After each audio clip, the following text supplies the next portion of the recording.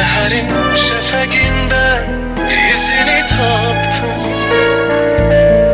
Gündüzler lay lay değil beni ovuttu. Ruhum uyumadı, dinmedi, yatmadı. Tanrı göylerinden adımı çağırdı. Suskun dudaklarıma dua yazdırdı.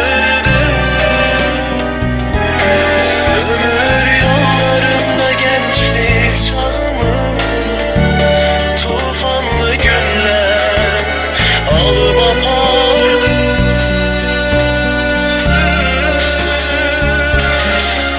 Yolumu taş kesse de bile yine de göllerde sevgiye döndüm. Hey, kalbimde olmayıp kimseye bir kin, akıllı düşüp gözümden itkin. Tanrı yoluma salıp öz nurunu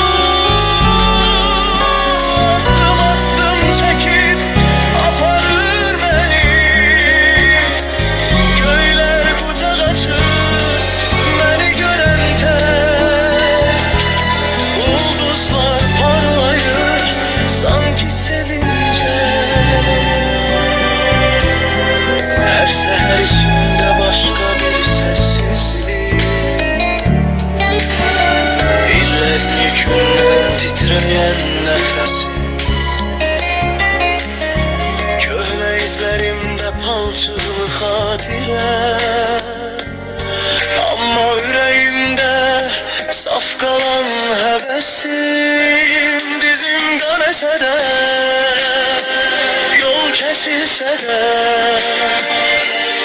yüreğim yorulmadı sevmekten yine. Bir dua, bir ahla açılıp semam, karanlık içinden nur gelir mene. Yolumu taş kesse de bile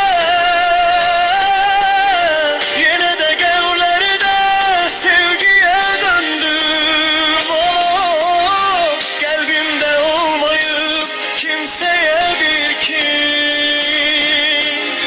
akıllı düşüp gözümden itkin.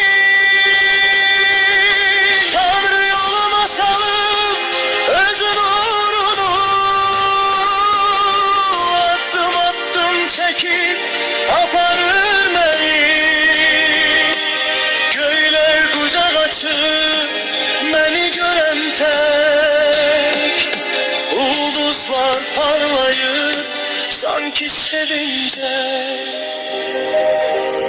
Ebedi göylerde evime döndüm. Hey.